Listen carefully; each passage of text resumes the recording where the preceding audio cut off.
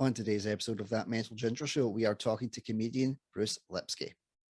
Everybody knows that when I do my episodes of That Mental Ginger Show, I've got a start question and an end question, and I just like to kind of, be nosy in the middle and ask a lot of questions when they're telling their stories. They get a bit more out of it. Bruce's story was so good that I didn't feel the need to ask any questions. I wanted to sit back and I wanted to enjoy his story. He's got a great speaking voice. It naturally draws you in. And I hope that you enjoy it as much as I did. Let's cut to the intro. All right, troops.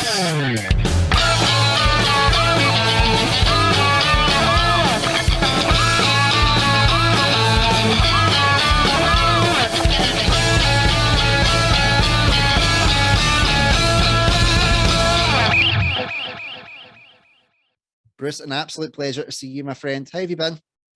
Great, thank you. I do appreciate the opportunity to be here. It was so great meeting you several months ago. I was really honored for the fact that you gave me the opportunity to come back here and share my story and hopefully my input and my pearls of wisdom. My 66 years of pearls of wisdom. So it's more pearls of wisdom than I could ever get. So exactly. For any of the followers, I met Bruce when we were doing an online Zoom gig. Very, very funny comedian, great guy. Reached out to see if he wanted to come on the podcast, and he agreed. And I was like, okay, cool, let's get this done. Here we are. Yeah. Yes. And now he's here to tell my audience his origin story, because the one thing we've all got in common is that we have an origins. So Bruce, for my faithful followers, please tell us your origin story. Okay. I'm actually a New Yorker, New York City. You can probably tell by my accent. It's pretty easy to tell. Born and raised in New York City, and I was fortunate enough that I worked in the Wall Street area. The Wall Street area of New York City is probably the premier area of the financial district. I worked for a very big bank for 25 years, and I remember on my 25th anniversary, I got called into a senior management meeting. And I always thought I was getting my 25th anniversary grandfather clock. Because back in those days, when you worked for a big corporation, if you had 25 years, you got a watch, you got a bracelet, whatever it is. So instead of getting my 25-year clock, I got my clock cleaned. And they essentially said, Bruce, you're the best employee we ever had. Don't let the door hit you on the way out. We're closing down your whole department. Wow. So, yeah. And it was ironic because that day I had all my senior managers into New York City for a meeting because we were doing a budget meeting for the next year. I had to call them up and basically tell them, don't come in, but I can't tell you why. You talk about, obviously we talk about mental health and issues and things like that. Imagine the stress of basically having to tell a white lie to somebody, knowing the consequences of what's actually happening. And it's very difficult when you have 50 other people who reported to you. Wow. And so it made it very difficult. They were coming from all over the country. So long story short, we had to close down my facility. And essentially we were told in November that we had to shut down by the end of December. Yikes. Now, I got to stay an extra month because I was the manager of the whole place. Think about being a man without a country now, where you're used to having 50 people reporting to you and also servicing thousands of people around the company. Now I'm basically a lame duck. And, and it's almost to the point you're a guy on an island, all alone on an island. Not that people weren't nice to me or anything like that. It's just that now I had to transition out of the company, and so it was a very, very weird time. And emotionally, it was hard too. But think about it. You had this point in your career where you felt you were really excelling, because I had a very good job, a high-paying job, I had a lot of prestige. I was a high-level VP, and I thought that my career progression would continue that way. And in fact, I thought I'd still be there. But I guess the saving grace was that I just turned 50. I had 25 years of service. This was 17 years ago. About 17 years ago. So think about that, where too young to stop working, but you're kind of in a career place where who's going to hire you at age 50? So again, the stresses of life that way too. But I was fortunate that I found another job right away. I worked for 3 years under a contract. After the 3 years, they sold the business. The unfortunate part after that was about a month later, I was seriously injured in an automobile accident, a very bad spinal injury, and among other things. And so I actually walk with cane now, but I'm a medical miracle that I'm alive and walking. Um, you know, again, I know we're trying to weave in a lot of different emotions over here, but think about this: for somebody who's always been very active, now basically cannot do the things he used to do. I remember like a week or so after I had my accident, and my brother was a physician, and he had some of his people sort of overseeing the team, my injuries and stuff. And I remember one of the doctors walked in the office. She walked in and sat in front of me and had tears in her eyes. And I said, "Why are you crying?" And she says, "I'm looking at your x-rays. I'm looking at your MRIs." She said, "You shouldn't be alive right now." Wow. And then she said, "Even the fact that you're alive, I'm surprised that you're not in a wheelchair because of injuries, basically." Yeah. And I started crying.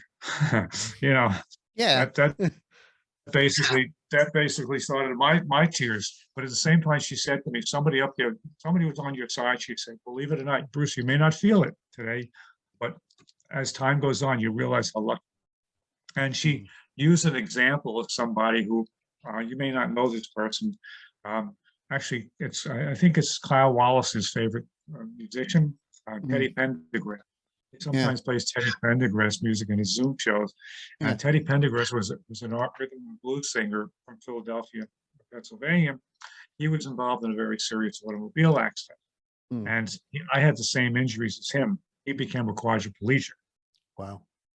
So that's when the tears really started rolling down my face. And I said, as bad as I feel, I'm maybe one of the luckiest guys out there. Yeah. So I spent 3 years of aggressive rehab, working hard, and trying to get myself as good as possible. And as a medical miracle, I had no hospital stay and no operations. Wow. And so it was crazy. To this day, I do rehab every day. But if you fast forward over time, one of the things that I always enjoyed comedy. I grew up in a family that had a very sarcastic sense of humor, and always playing off of each other. I enjoyed going to New York City every so often to Dangerfield's. You've heard of Rodney Dangerfield, the comedian. Dangerfield's was one of the premier clubs in New York City back then, where he owned the club for the most part. And I used to go there. And I vowed that if I can stand up, I'm going to get into stand-up comedy. And so, hey, I can stand up. As I said, I have my cane and everything, but that doesn't stop me. And when I figured out that I wanted to get into comedy, as somebody who had really no direction of what to do with comedy, I decided one day to go online and look up, how to get into comedy, what is suggested. Are there any comedy schools or programs out there? And I found one called Stand Up University. Wow. And Stand Up University was a 6-week, you've probably heard of these things all over the world, 6-week class. Yeah. Where and there's a bunch of students take the class and you get stage time and they show you how to write jokes and help you perform and everything. And at the 6th week, you have a graduation show where you invite your friends, your relatives, whoever it is, and they come and watch you do comedy among the other people there. And the first time I did it was such a natural high, because let's face it, when you do, you're doing comedy, you're naked on stage, and if you've done a lot of live comedy, you realize that you have to convince somebody that you're funny, entertain them. It's not easy, especially because I can joke with you on a daily basis. We can riff off each other. I have three core friends that I've been friends with for 50 years. And before the pandemic, we were going out once a month to have dinner. And we'd spend 3 hours, whatever it is, laughing. I can riff off everything.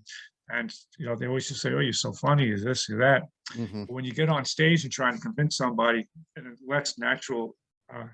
So anyway, so the first time on stage, as I said before, you're always worried about forgetting your lines and screwing something up. So I'm out there on stage, I have a microphone in my hand, and I'm talking about my wife, how, I give her a list of foods to buy. I say, I want regular orange juice. She comes back and gets me orange juice with chunks in it. I said, I like creamy peanut butter. I like creamy but I couldn't get the word peanut butter out of my mouth. It just stopped at creamy. It was creamy, and I couldn't think of it, creamy. And for like 3 seconds, I stood there staring at the crowd and saying, "Oh my God, I'm dead here. I'm dead." Mm. But 3 seconds was only 3 seconds. It wasn't. It felt like 3 minutes, basically. Yeah, it really does, doesn't it? It does. And then eventually, I got the word peanut butter. I got back on track, and it worked out really well. And one of the neatest things that happened after the show, I had about 30 people come to see me, and I had two brothers, two older brothers. I'm the youngest of the family. My oldest brother, actually, he is like 13 years older than me, so it's a big difference, Yeah. And so I'll never forget, he was a pretty prominent physician, prominent doctor in the United States before he passed away. But he came up to me after the show and he said, "This is the proudest moment in my life for you. I am so proud of you. You have no idea." And again, on the emotional high of that, because my brothers growing up were great guys, but because of the age differences, we really didn't have an emotional bond, the same as if somebody was different. Yeah, I mean, obviously we had a good relationship, but there was never that a real emotional tie. And my brother was always somebody who internalized all these feelings. Yeah. And for him to come out and say this, it was like, the Dead Sea parted almost. Yeah. Like miracles happened. And that was one of the most touching times in my life with my brother. And unfortunately, my brother passed away 4 years ago. But that was some of the cherished moments that I had. And it was really neat because, again, I felt in some ways that, use the word validated, if I can use that word, in more ways than one. Yeah. And on the comedy, the way I felt validated, because as I mentioned earlier, that I was a big fan of Rodney Dangerfield. In fact, some of my comedic style, I patterned after that, the one-liners. Yeah. That way I'm not Rodney Dangerfield, that's for sure. I'm aspiring to get that. I'm the old Borscht Belt, old-time comedian, I like that style of comedy. I'm like quick hits, in a 5-minute set, I can throw out 35, 40 jokes, and obviously not all of them hit, but I was saying to kind of feel validated as a comedian, I wanted to get on certain stages. And one of the first stages that I wanted to get on was Dangerfield stage. Yeah. And Dangerfield. So I was fortunate enough to play there several times. Now, because you're an aspiring new comedian, at least here in the US, in order to get stage time, especially when you're new, they have what they call bringer shows. Right. You may have heard of the bringer show. I'm not sure. Bringer show basically says, "Okay, Bruce, you want stage time. You promise to bring me 4 people or 5 people, 6, whatever the number is, and you'll get your 5, 6, 7 minutes." So in the beginning, that's what I had to do. So I did several bringer shows at Dangerfield, but it didn't matter to me because I'm still on that stage. But if you step back conceptually and think, what is that stage really? It's like a 6x6 platform of plywood with the sign Dangerfield behind it. There's the history and the mystique behind it that really played into my psyche to say, hey, I'm a comedian now. Am I the funniest guy out there? Obviously not, especially when you first start. But I've been doing comedy seriously about 3 years now. You have to work your craft. And I've been fortunate enough to play some bigger clubs in New York City as well. Some bringers, some no bringers. I'm getting invited as guest spots, Greenwich Village Comedy Club, Broadway Comedy Club, Comic Strip Live. Unfortunately, Dangerfield is closed now. The pandemic, essentially, they shut their doors and never reopened again. Wow. It's hard to justify $25,000 a month when you're not doing any shows. Yeah. But as I said, I've also expanded out in Long Island. We have some really great clubs. There's one group of 3 clubs called Governors. That's like the premier club in Long Island. I've played there several times, more than several times. I have not played the big room in the Governors. I played the small room, but still, if you can apply your craft, maybe somebody will see you and take the next steps. So it's been working pretty well. As I said before, with the comedy, it's where you have to work this, and in order to work it, you got to get stage time. Unfortunately, to get stage time, sometimes you have to basically bother your friends or your relatives or somebody and say, hey, can you do me a favor? You come to the club. But hopefully now we're at a point where people want to see me because they want to see me. But it's an evolving thing all the time because somebody once said that all shows are bringer shows in Mm-hmm. concept, because think about this. In order to put rear ends in seats, what has to happen? You either have to have a following, Mm-hmm. you bring people that way, or you have to invite people to come see you. You can be a musician, same thing, you want people to come to see you. How do you do that? You promote yourself. Mm-hmm. The only problem is when you have straight bringer shows, the pressure is to, oh, if I don't bring 6 people, well, I got to get stage time. Mm-hmm. And if you don't get the stage time, you worry more about getting the people than you actually what you said. Yeah. And I've been at some of the bringer shows where they had 15 comedians because the guy producing it wants to fill the seats. The club is not happy to put rear ends in seats because they can't sell alcohol or food. If they're not selling alcohol and food, they can't sustain, they can't pay their bills either. So there's this whole vicious cycle here. That's any business. But the comedy business got a bad rap because of that. I felt a lot of producers were only interested in, not interested in the comedians, more interested in just putting the rear ends in seats. Yeah. And some of the shows, a lot of people felt some of the shows were not on a par that they felt they were giving the audience value. Mm-hmm. So then they started putting obviously some headliners or some middle acts into this to mix it up, because it's difficult when you have 14 or 15 comedians and you have a 2 or 2.5 hour show. That gets to the point where people say, oh my God, especially if you're towards the end of the show, people want to start paying their bills, they start getting antsy. And if they're a little older, they want to go to the bathroom, And again, the whole thing with comedy, you've got to experience the good, the indifferent, and the bad. Talk about bombing on stage and stuff. I mean, I can't say, I bombed in a sense sometimes where I won't say I bombed to the point where I got booed off stage or anything like that. But I do remember, there were times where, the venue wasn't the best venue. Because again, stage time is precious. And I remember working at the Dangerfield Club, and the guy said to me, Bruce, you've done a bunch of bringer shows. I'm going to throw you a guest spot. Wow. I say, fantastic, a guest spot. This is fantastic. So that's okay. A Wednesday night at Dangerfield's 8:00. Okay, I'll take it. That afternoon, he called me. I said, Bruce, we got a problem. We didn't sell any tickets to the show, but that show's canceled. How about you do Friday night? Okay, come around 10:00 at night. I said, oh, for 10:00, that's not so bad. So I drove into New York City. Took about an hour. I found a spot right in front of Dangerfield's. I get to the club there. And I go inside and I see the MC and I say, hi, my name is Bruce Lipsky. So-and-so told me to come here around 10:00, but I got there actually at 9. He says, well, you're early, but I'll tell you right, he says, you're on the late show, not on this show. You're not getting on till after midnight. Wow. That's exactly what I said. And I said, I have to wait 3 hours. I said, can you throw me a bone over here? Can you do me a favor? Yeah. And this MC was miserable. He was miserable. He was emceeing the late show. So fast forward to the late show, he kept his word. I got on at 20 after 12. Wow. After the headliner. And the headliner was on there for like 5 minutes. This headliner was watching it that night. But by the time I got on, there were like 6 people left in the club. Everyone would get tired, drunk, and wanting to pay their bill. And now I'm getting on stage. They say you can do 8 minutes or whatever it is. After 6 minutes, I'm still there, and I'm not getting much of a response because people are basically packing up. They've had enough of comedy.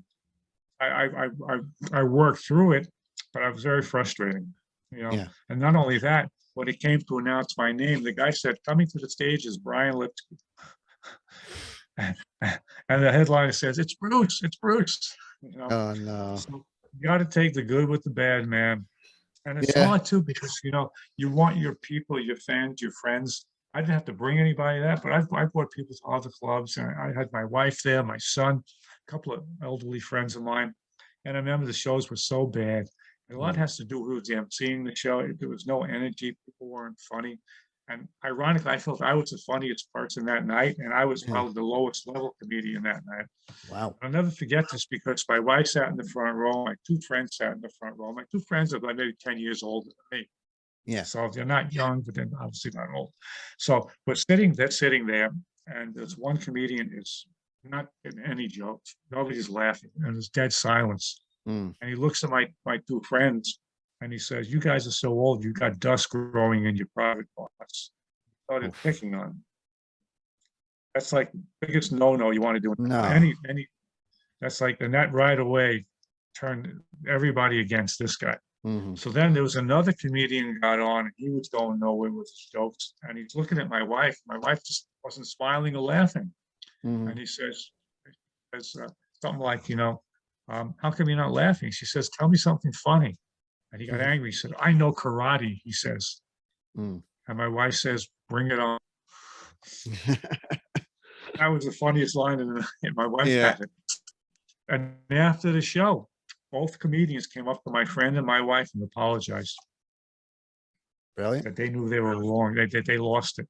So even if you're losing, you can't let the crowd know you're losing it. You don't want to pick on the crowd. You want to make the crowd, people pay hard-earned money to come to the show. Think about Mm. this, they Yeah. hard-earned money to come to a show. They want to be entertained. They don't want to be picked on. There's a difference of riffing with somebody. It's, oh, Andrew, I see you. Okay, how you doing tonight? Oh, what's going on? Any special occasion you here for tonight? Oh, I'm here. It's my birthday. Oh, Andrew, I got a good story. Are you Irish, Andrew? Oh, yes, I'm Irish. Okay, Mm. so you are. All right. Oh, yeah, I got a great story. Did you know when Irishmen, the Irish people celebrate their birthday, they have something called bumping. Is something called bumping for birthdays. And what they do is, I have a story I wrote about. This is true.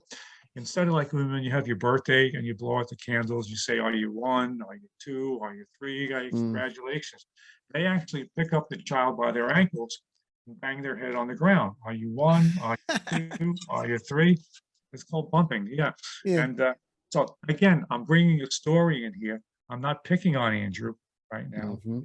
And that's, again, these are some of the things that I've learned over the course of time from some friends and some good comedians and mentors that, if you can have some stuff in your back pocket, it really is helpful, Mhm.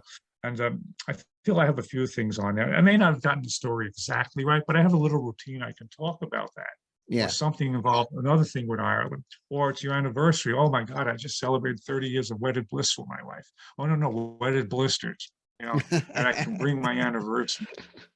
Yeah. And we can talk about, I didn't specifically come into the club thinking I'm going to talk about marriage. Mm. But if it comes in, I can talk about it and bring it in. And again, Yeah. if you can make yourself vulnerable to the crowd, that you're a real human being, that you have feelings. And again, we're talking about that mental gender show over here. Everybody's got feelings, and nobody's feelings want to be hurt. If Yeah. anything, you want to walk out feeling better about having had a good experience and enjoying that experience, especially if you're paying harder money. Yeah, You know, definitely. yeah, because again, the whole idea is to come into a club, get the good vibes. Not every act is going to be hysterical. That's okay.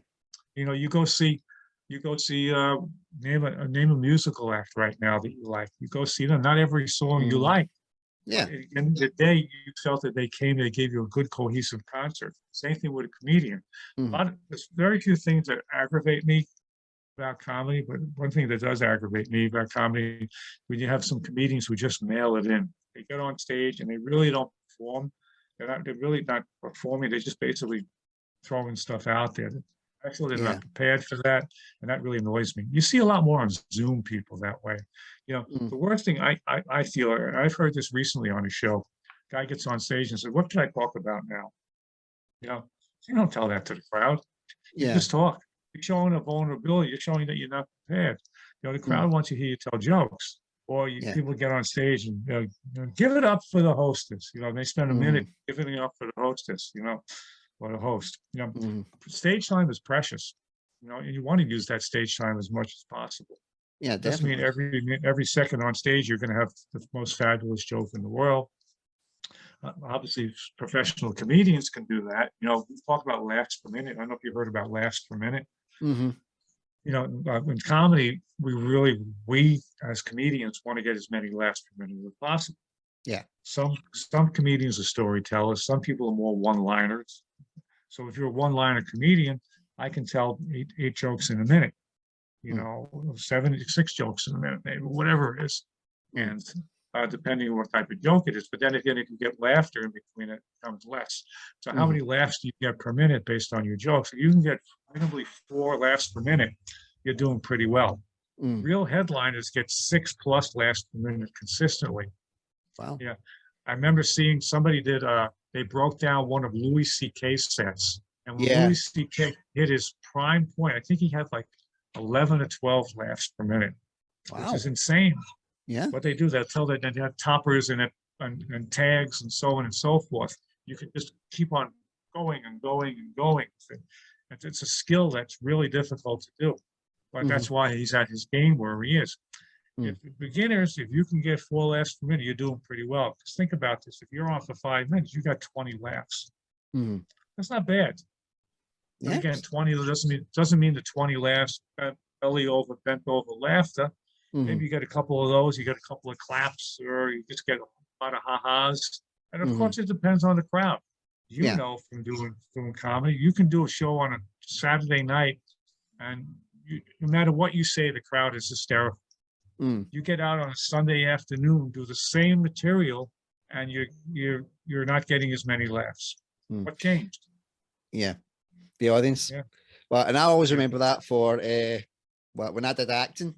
Well, we always had a kind of rule of thumb, and it was the Friday night was the great night to do a theatre show, because they had the Friday feeling, they'd finished work for the weekend, they were wanting to have a drink, they were wanting to have a good time, they're willing, so they basically, but they came to play. They came to play, and we're like, okay, we're up for it. And then the Saturday night was the night where it would be dead. There wouldn't be a lot, it would be sold out, there wouldn't be any laughs, there wouldn't, or as many laughs, but it's because they would want to be entertained. It wouldn't mean it was a totally different type of set. When you first started doing it, the first couple of times you do the Friday, Saturday, in the theatre, you're like, the transition from the high of a Friday to the not so much laughter on the Saturday, you're like, what are we doing wrong here? What's going on? This is bombing. And that's when you get the older heads of experience going, no, this is how the system works. This is what we do. This is how that works. Well, and it's the same deal for like any type of performance genre. You find you've got your own wee kind of what rhythms and your own little flows. So you wind up going, all right, we're really looking forward to the Friday night, and let's still bring that same energy for the Saturday. And we would just have that kind of same mindset as well. Yeah, as again, I always tell, as long as you're prepared, you come prepared for your set, and more seasoned comedians can pick out the crowd and find out, maybe work the room a little differently and bring the laughter back into the crowd. Yeah. And again, we talk about relevancy in comedy too. One of the things that I struggle as an older comedian is, how am I relevant to the millennials, or the Gen Xers and those people? Do they want to hear me talk about my mother-in-law? Well, in fairness, I am a millennial, because that was what the kind of, it's like I think it's 82 to 90 or something like that. I'm 1987. So you related well to me, because I was killing myself laughing at your stuff, man. Well, your one-liners were brilliant. Some of the stuff, because for anybody that was watching, I saw you twice. I saw you the Laugh Able. Well, it was the second time, and then the first one was can I remind me? Rachel Morton Young and Colin Etch. Sounds proper comedy. Sounds proper comedy. Yeah, because that was the first one that I saw you in. Well, and that was a day where I was prepared, as in I had the set and I was ready to go, but my confidence, it just hit the floor. That night, I don't know, bad mental health day, whatever. It was a bad night. I wasn't feeling myself.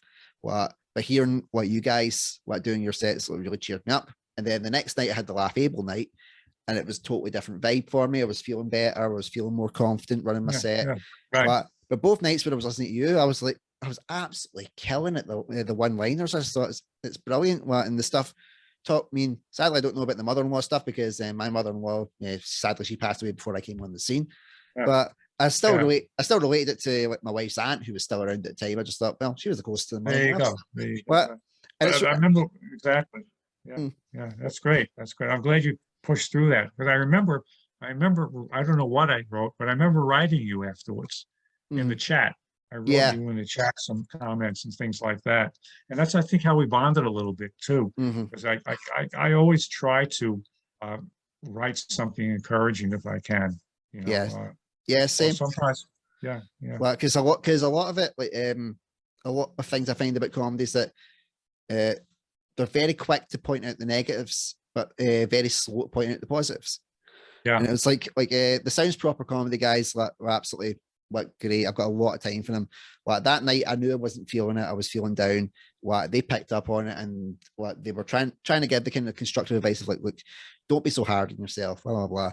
But when you're in that mind space, when you're mentally worn down, everything feels like it's a negative. So when I got that when I got that wee message for you saying like your set was good, that was all I needed to hear. And I was like, cool, that's made me feel better. Well, and then when I saw, and then when I saw that you were on Laugh Abel's bill with me the following night, I was like, oh yeah, dancer, I've got someone in my corner. What? And it was just something as simple as that, where I just felt like I've got some backing in my corner. What? I think I might be able to do this. And then I saw a couple of my friends had logged in as well to check it out, and I'm like, oh man, I've got to really step up here. That's good. That's good. And think about after the accomplishment afterwards. I know, we're both not headliners right now. We're not going to go on the Tonight Show here in New York and get 5 minutes in front of Jimmy Fallon or whoever. That's just reality. But doesn't mean we can't be funny and be prepared. And that's the most important. Everybody has a perspective in common. Just because you write because what you think is funny. Whether it's experiences, whether again personal experience, whether it's family, whether it's job, whatever it may be, relationships, kids, whatever, in-laws and outlaws, going to the store, getting on the bus, whatever it may be, we all interact different ways and come across different experiences. See, as I said before, I'm not a storyteller comedian. Sometimes I can be in a situation where I say, geez, this is funny. I got to write a joke about this. Something that you come across that is so bizarre and incongruous that you say, there's got to be a way of doing this. Because if you take something of reality and you take something that's so bizarre to that reality, for example, I haven't really wrote a full story to this, but we have a store that's a pretty popular discount store called Kohls, Kohls. Okay, and Kohls, essentially what you do, they have good stuff, but it's not high-end shopping, okay? But it's more of a discount place. My kind of people. Exactly. So I found it so ironic and incongruous that the parking lot that Cole shared was with a Lamborghini Bentley dealership. Wow. The irony. Exactly. The irony of that, I was passing by that. I just started cracking up. I just started cracking up to myself. I said, this is hysterical. You see Kias and whatever it is here, and you see Lamborghinis, this thing there. It was just such a justification of reality here that I started writing a routine about that, and just things like that. Or one more story was that my son one day said, "Dad, coming home from baseball practice, whatever it was, maybe it was he's coaches football and baseball, and so he's coming after that. He said, I'm hungry. You think you can do me a favor? Pick me up at the field here and take me to like McDonald's or something." And so we went to McDonald's and he ordered whatever the sandwich was. And we got to the window, and the person who was working the window, almost in tears, said, "Sir, I have to apologize to you. I have to apologize to you." What's the problem? He says, "We've run out of artisan buns." And I just started laughing. I said, "What's so funny? McDonald's that sells an artisan bun. All I know is they have a white bleached bun with sesame seeds on it. Now he's calling it an artisan bun." That's the thing you get at a French restaurant, where you pay $25 for an entree, and here you're paying $3.95 for a hamburger with an artisan bun on. But he was so set in his way. He was so proud of the fact that he worked at McDonald's at an artisan bun, and he felt so apologetic. I said, "I want to see the sous chef." This is blasphemy over here.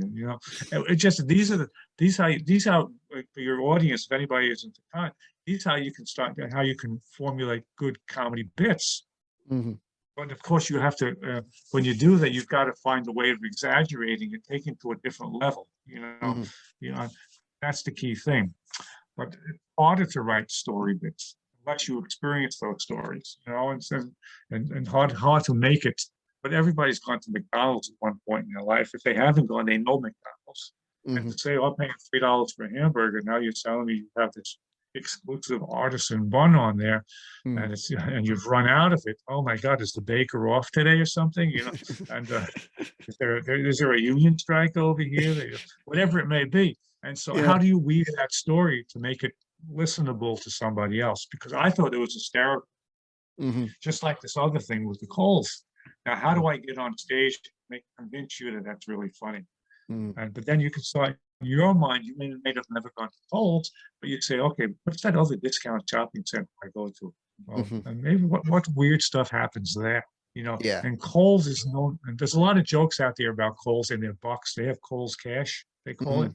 If you buy something, let's say for $75 worth of stuff, they'll give you $10 or $15 worth of Kohls cash that you can use to purchase something else. So that's the big run-on joke there with Kohls.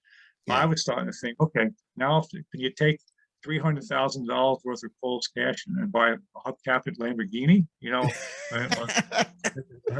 Do they have Lamborghini Lira? Do they have Bentley Bucks? There. How many? One Bentley Buck you can buy $300 worth of Kohls stuff. So I try to twist it around that way and make it the irony, because joke writing and joke telling is all about irony. How do you bait and switch? When you do, there's something called the rule of three. Rule of three basically says, okay, what's weird about this? Okay, and then the third one, bang, you hit them with, and that's the key thing. Normal, outrageous. So, and when you hit it with the outrageous one, like I said, the rule of three, people aren't expecting it, and when you don't expect it, that's where the humor comes in. Definitely, man. So what gigs have you got coming up that you can tell us all about? I've been fortunate. I've been very, very busy in April. I think I had scheduled 6 or 7 live gigs this month. Wow. The last 2 Fridays, I actually did back-to-back shows. I was at Broadway Comedy Club 2 Fridays ago, and I did the 8 o'clock show and the 10 o'clock show. I had a spot on both. Last Friday, I had a show in a restaurant, and I went back into the city and did a late show in Broadway. I have a few other things happening. I have 2 assisted living facilities I'm doing. There's some restaurants coming up. I was supposed to have a Knights of Columbus, but that got postponed to a different date. And I just recently got booked on a bunch of other shows for coming up forward in May and June. And so I'm excited about that. Just keep on pushing it. Like I said, I'm not a professional comedian, but my schedule is pretty busy. I do a lot of Zoom stuff also. I do a bunch of podcasts. I'm doing another podcast tomorrow afternoon. I have a Zoom show on Friday night. And next week I got a bunch of shows too. Again, to just keep rolling in. I usually post everything on Facebook. I'm pretty good at putting that out there. But also I have my website, www.brucecomedy.com. Everything is on there. And so past shows, future shows. And I've also been busy. I just completed filming a movie. Nice. Movie. Well, can I get a Ginger exclusive? Anything can leak? I actually put a little bit on Facebook about it. This was my on-screen debut. Nice. Debut. Yes. And I've had 20 or 21 lines. So I had a decent speaking role there. Impressive, my friend. Well done. For the first time. And I play a presidential advisor. I can't really say too much about the movie. It's a dark comedy, political satire, and hopefully it's an independent film, so it's not higher budget. But once it's, I think they completed. My role has been completed 2 weeks ago. So my scenes. So I think at the end of this month they'll completely finish everything. And as you know, in the industry, you have to edit everything out, put the score to it, and then eventually when you got that done, you got to shop it, and then shop it to the festivals. So if all goes well, I'm hoping in September, in the fall, it'll be out. I'll keep everybody posted. Yeah, brilliant, man. Well done. Well, you got to keep me updated as well. What time and when it's getting dropped or whatever. I'll try and get some push over in the UK as well. Get an international market. There you go. You never know. Know. And I'm trying to work it. I did a voiceover recently too for a cartoon, an internet cartoon called Old Geezers. Nice. That was a lot of fun. Yeah, so that's trying to get my hands in a lot of different things. I like to be busy. Yeah, because I was going to say, like, your voice is really strong. what I was going to ask if you were considering like voice acting, but you've answered my question before I even thought of it. There we go. Well, It's interesting you say that because one of the reasons that they hired me for this old geezer is because they liked my voice. He said I sound like Ray Romano. I was not going to say, just in case you took it as an offensive stereotype. Well, but now that you've said it, I can be like, that's cool. I saw that. I could visualize that. And if I take my hat off, James Cromwell, the actor. Oh, I love James Cromwell. I'm a massive Star Trek fan. So see when he was came in Star Trek First Contact. My God, it was such a brilliant role. Yeah. Well, I go back to Babe the Pig and everything. I have that, and also they say I look like Peter Townsend from The Who, which I try not to push that one a little bit because of obvious reasons. There's some stuff with him there. Yeah. But yeah. A lot of times I get on stage, and they said, "How did James Cromwell get over here? How'd you hide the voiceover? How'd you get Ray Romano to do this?" Well, there you go. That's you. What you're because I was speaking to like one of my fellow podcast hosts, and we were trying to like say, "Oh, who would you be like the bastard love child of?" In my case, like I had my beard was a bit longer at that point, and I was the bastard love child of Chris Evans and Frankie Boyle, which is like Scottish comedian with a big beard. Frankie Boyle, yeah. What, and Chris Evans is a ginger TV presenter, so a guy with red hair. So he's like, "Oh, I can see that." So I did the same with him. I was like you could be like the cross between like Sylvester Stallone and Stone Cold Steve Austin. Oh yeah, big wrestling fan. I like it. Yes, I like it. Yes. So I did a WrestleMania podcast 2 weeks ago. Oh, nice. What was it, a live one? Did you get to watch WrestleMania? No, we didn't live. I didn't know. It wasn't live. It was live on Instagram, the podcast, obviously, but we weren't at WrestleMania doing this. We did it as the night that actually it was a Saturday night. It was 7 o'clock Eastern time, which is an hour before it started, I believe. So we were just riffing on WrestleMania, some predictions. I was talking about older time wrestling when I grew up, in the days of Madison Square Garden or other places, and we had 2 other people on there. And the 2 other people on there knew a lot more about the current wrestling than I did. But we were able to we had like a nice, almost an hour show just on it. Yeah. Yeah. The one thing that wrestling fans do love is that they love the older stories, like when, because nowadays, like you've got with the socials, you can get like the dirt sheets, as they call them, like you get the behind the scenes. And I always loved hearing the behind the scenes stuff. And one thing is that wrestling fans that are kind of like my generation and like after me is that we want to hear the stories from back when they never told those stories. So that would have probably been like, the kayfabe stuff, which would have been in your generation as well. And everything was very like you had to believe it was this character and it was this persona all the time. And so it would be invaluable wisdom that you would have brought to that podcast, my friend. Definitely. Yes. I like talking about a lot of different subjects. And that subject, I talked about some of the old stuff in wrestling that I used to experience. Some of my old favorite wrestlers and some stories about, that I experienced with all this stuff. Yeah, good stuff. Yeah. Yeah. So who was your favorite wrestler? Back in the day, Bruno San Martino. He was my man. Oh, nice.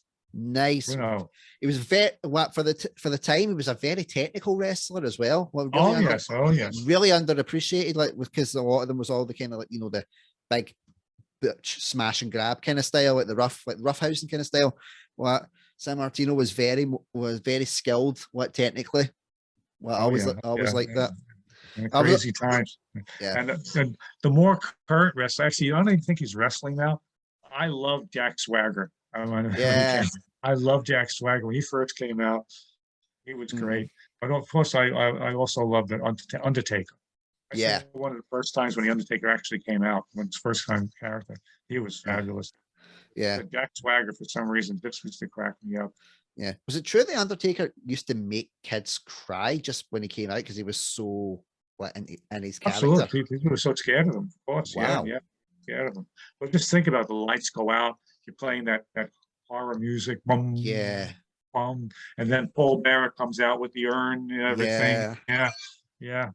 Crazy stuff. Yeah. I know our big feud of that time was when he got the kayfabe brother Kane with the mask and everything. Kane, Kane, yeah. What that was when your childhood was broken, when you found out they weren't actually real life brothers, and you were like, Exactly. Oh my God, they're not brothers. I can't believe it. But they have such great chemistry. They threw each other through fire. Well, Exactly.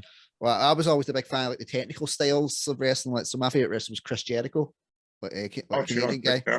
He's still out there, Jericho. He's Yeah. on. I saw him wrestle not live on TV the other day. Yeah. Sometimes they get too campy in some of their stuff. That he's part of these 3 or 4 guys, the Jericho Nation or whatever they're calling each other. I forget what they call each other. Yeah. But So they were on there's so many great technical wrestlers. Bob Backlund. I think Bob Backlund. He was a great wrestler. Even like Kurt Angle, obviously technical wrestler. Yeah. Just that the broken freaking neck. Never got tired of hearing that. Well, and I always loved like guys like Eddie Guerrero, Rey Mysterio, even granted how Chris Benoit ended is not okay, but oh boy. But for the sheer skill that he had in the ring, was fantastic. Amazing. One of the best technical wrestlers out there. Like, I remember him and Stone Cold Steve Austin had a match, and it was just like on SmackDown, and Benoit done 13 suplexes to Austin back to back, did not let go. And I just remember looking at this going, he's got to give, and he did not. So it was always... Do you know the Steiner brothers? Do you remember the Steiner brothers?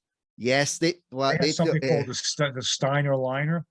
It was stand on the top rope and grab you by the neck and wrench your neck back and slam you back down onto the Scott Steiner, at his when he came into WWE, like the big Papa Pump, that scared the crap out of me, because I was like, how have you got breast implants in your arms? It's unreal. Exactly. It was scary. Just seeing that, it was that's like Hulk Hogan's 24-inch pythons, right? Yeah. And then because I remember talking to one of my friends about it, and he was like, granted his finisher, it was just a leg drop. And I was like, well, it was better than the Rock's, one of the Rock's finishers. And he's like, wait, what? I'm like, the people's elbow was just an elbow drop with 5 minutes of theater. Exactly. Don't get me wrong, you love the theater, and the way they sold it was always brilliant, but it was an elbow drop. And he was just like, no, I'm not hearing that, not hearing that. And then when it came out, it was like one of the top 10 most oversold finishers. And Mason like, told you, don't question me. Exactly. Yeah, that's funny. That's good stuff. I see a big smile on your face when I talk wrestling. I like it. Yep. Well, I like the wrestling podcast and that as well, because I like to hear about the stories and all the kind of behind the scenes stuff. I think that's just down to the whole the kind of actor persona and me wanting to find out who the real people are behind it. Sure. Always having that peek behind the curtain. But getting back to the original point I was going to make was that this guy, I'd said he was like the bastard love child of Sylvester Stallone and Stone Cold Steve Austin. Yours could be like the bastard love child of Ray Romano, if I can get the words out, excuse me, my friend, and James Cromwell. That joke fell flat in its arse because I couldn't get the words out. Yep, that was but the thing is, here's the thing: you said it with conviction. That's the key thing. Yeah, definitely. You don't say it with conviction, and you're saying it while you're apologizing for it. It doesn't come across, but you said it that way, and it hit home run. That's a good thing. Thank you very much, my friend. I appreciate it. It's been an absolute blast speaking to you, Bruce. Obviously, because we don't get as long to speak as when we're on doing comedic sets, or either between time difference or if we've got what other kind of things we've got to do. So just getting the chance to have a catch up with you, and obviously I see the stuff that you put on the socials, it's which is like the market research, or as I just call it, Facebook stalking. Yeah, that's all it is. Yeah, there's no point. No point in denying it. That's what it is. That's what I do. Great, though. I appreciate being here. You talk about the Mental Ginger Show, and you want to think about your listeners and stuff. And I think comedy is a great catharsis to not only to be able to tell people a joke, and it helps me out, but also you hear a joke, you kind of get something good feeling out of it. And that's a key thing, because we're all struggling these days. Let's face it. Yeah. I go back 2 years ago. I got COVID pretty bad. Yeah. Did you have the long COVID, or were you in hospital? I had the long COVID. Yes, I had the long COVID. I'm still over 2 years. I'm dealing with certain symptoms. Yeah. And we talk about, the mental side of life and so on and so forth. There's also the physical side. So think about this disease. Maybe some of your listeners may have had COVID, or know somebody who had COVID, and they lost somebody, or Yeah. maybe whatever it is. Everybody's inundated with this. If you look at this disease, there's two aspects, in my opinion. There's the physical side of COVID, because you don't feel well, you got all these crazy symptoms and stuff. Why is it taking so long to get better? I still have 2 years. I have trachea constriction. I have some other things. You can't see, when COVID wants you to crawl into a ball basically and give up. You can't do that, because you got to fight it. Even little wins are important. But that's the physical side tells you that. But the mental side of COVID is very challenging too. Because there's the what if scenarios. Am I going to get better? This is terrible. Why me? Why me? So I think any of your listeners have to understand, it may sound corny, but it's normal, the feelings you're feeling. I remember somebody once told me, why do you feel like that? You shouldn't feel like that. I said, wait a second. Yeah. How can you tell me how I should feel? The way you feel is the way you feel. That's okay. I remember how sometimes, for example, everybody reacts. Like my brother passed away 4 years ago. Yeah. And I have another brother who doesn't show any emotions. So somebody said, well, how come he's not whatever? And I said, that's the way he handles things. Yeah. You can't tell him that's wrong. That's what makes him cope best. Yeah. Trying to impart your feelings on somebody else, I think is very unfair. It's not realistic. And I think it's important. Whatever you're feeling is your feelings. Sometimes you feel good. Sometimes you feel so. Sometimes you feel ecstatic. And try not to harp on the negative all the time. The half empty, half full glass scenario. Yeah. I know it sounds a lot of theoretics over here, but I think it's important, especially when everybody has challenges in life. Yeah. No doubt about it. No, very few people don't have challenges. Hey, I had my car accident. I was downtown at 9/11 when the towers fell. Wow. Okay.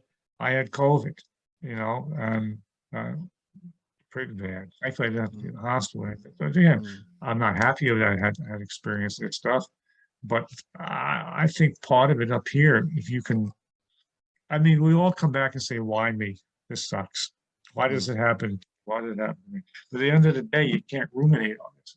Because it's not to your advantage. That's all I have to say. Yeah. If I have any pearls of wisdom here. Yeah. Well, I was going to normally ask like the one piece of advice for anybody that's struggling, but I think you already you've kind of summed it up, like not to ruminate on it. I think it's important, to understand that what you're feeling at the time is probably appropriate. How your body, how your mind processes it. Thing is, you've got to get past that point, especially if there's a lot of negative stuff. Sometimes just stuff happens to people, and that's the way it is. We all feel anxiety. We all feel sad. We all feel happy. We all feel whatever it may be, a little depressed here and there. But the word of advice is to try and always do something that you enjoy a little bit, whatever that may be. If it's read a book, listen to music, whatever it may be. Have a hobby. Come to see Bruce Lipsky's stand-up comedy. Exactly. Follow me on my website. I use the word healthfully selfish. Be healthfully selfish sometimes, in the sense that it's okay. And my wife said to me sometimes, she said, Bruce, you're always like being so nice to people. Sometimes they take advantage of you. She said, you have schmuck written on your forehead. And I said, I don't feel that way. Said it in a loving way. Yeah.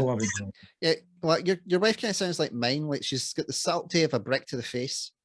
All right. That's okay. Where it's a case of like, you're like I'm the soft side, she's the kind of hard side. Whereas she would say something like that to me, she'd be like, what when are you gonna look after yourself and stop looking after the other people? And then I'm like, well, if I did that, then I would look after the kids. Exactly. Minor details. Yeah. All about the balance and the perspective. Exactly. But no, I just think I don't think it's a case of that you're a schmuck. I just think that you're can I ask, are you Jewish? Yes. Right, because I said schmuck and it sounded horrible. It No, sounded, it sounded no. bad. You say It's- schmuck and it sounds the way it's meant to sound. You know that?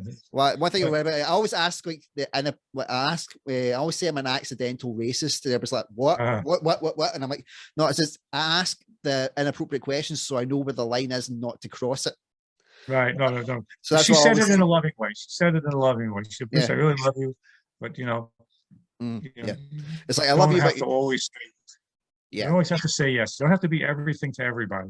yeah. But it was like the way you said schmuck. I'm like, right, he's got to be Jewish. But how do I ask him if he's Jewish without saying it? Because this is what I'm trying to get to. And I was like, oh fuck it, just ask him. Worst comes to worst, he says, no, I wasn't okay with that. No worries. Yeah. Perfectly fine. Yeah, it's one of the things for me. I have no filter. Well, you've seen my stand up. You know the filter is not there. That's all right. Nothing wrong with that. Nothing wrong with that. Nothing Gotta wrong be with you. it. Gotta be you. Exactly.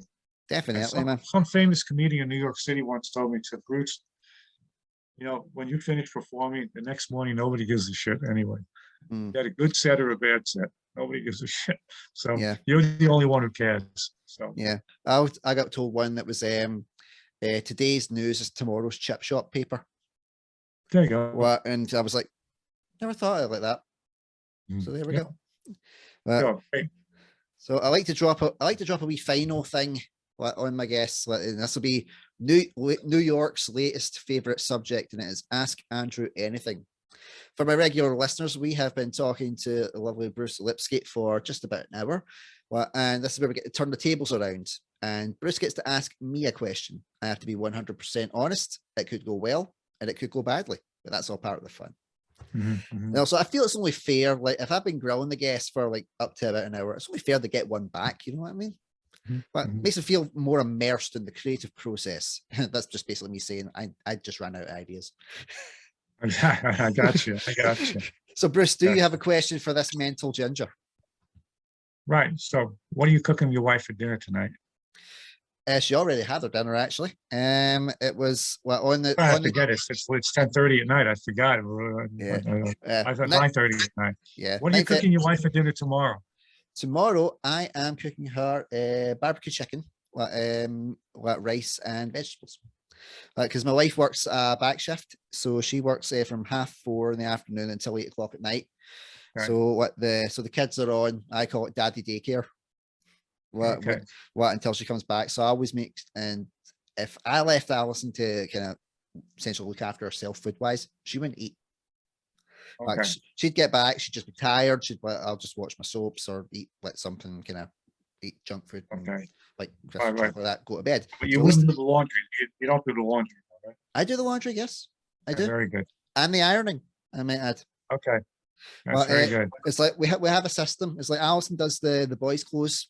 And on a Wednesday she does like the towels, and any kind of light stuff. And then on a Thursday I do the rest. I do all the darks and under things and all that stuff. And then do you have 2 children? Yes, twin boys. 2 children. Twin Beautiful, boys. Yeah. How old are they? 4. They just turned 4.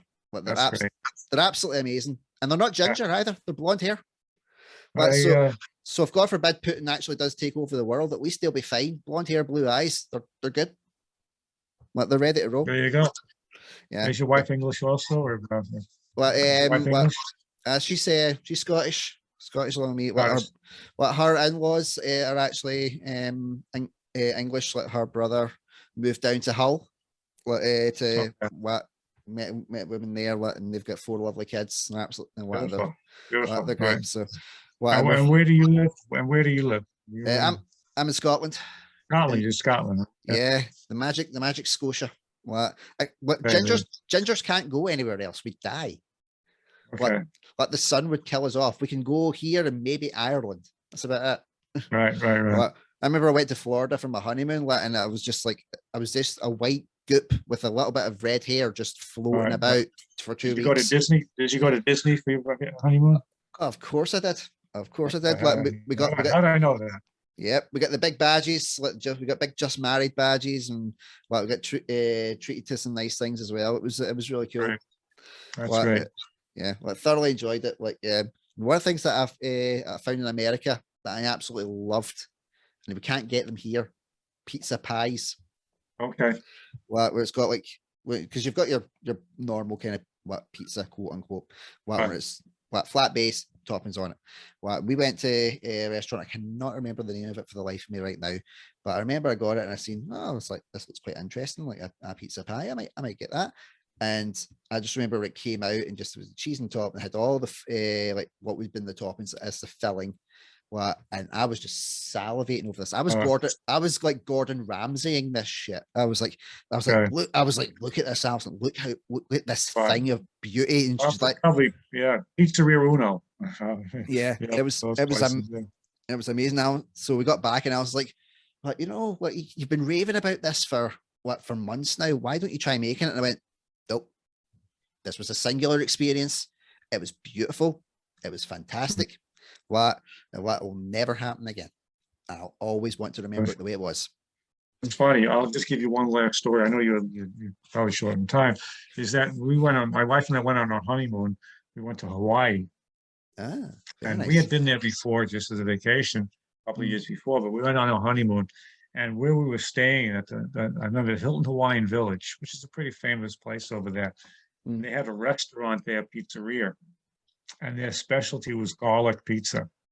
Wow. And I remember asking my wife permission, can I have the garlic pizza? Because we're on our honeymoon. I don't want to stink her out the first night. And she regretted it afterwards because I reeked for garlic for the whole 8 days or so we were in Hawaii. I was killing her, man. Oh man. That's why, like, see if I know that I'm going to have like something that maybe, well, let's just plays up with my gastrointestinal tract. I always say I'm going to sleep on the couch. Right. Yeah. Is that your? That's the pizza place calling, saying my garlic pie is ready. Right. Oh, but what a way to end it, my friend. What a way to end it. Exactly. But Cool. Bruce, you've been an absolute delight, man. Like you've been brilliant. You're hilarious. Like seriously, I wish you nothing but success. Like you're getting it anyway, but I constantly wish it. So until next time, my faithful followers, I've been Andrew Durnan. This has been the brilliant Bruce Lipsky. Get him followed on the socials. Americans, give him more gigs. What? Exactly. Bring it to the UK. Bring it to the UK and Scotland. Bring him over. You can crash on my couch. I've crashed there several times. It is comfy. What? If you want, beautiful. Well, if you want to bring your wife, there's a hotel that's just over the road from us. You'll be fine. My wife actually used to travel to Scotland on business. Ah, nice. Ah, brilliant. Used to do Europe, the UK, Scotland, Ireland, all that stuff. So she knows it like the back, probably better than you do. Yeah, Scotland hasn't changed much really. Which is actually a really good thing. We just come do the exact same things. You'll be fine.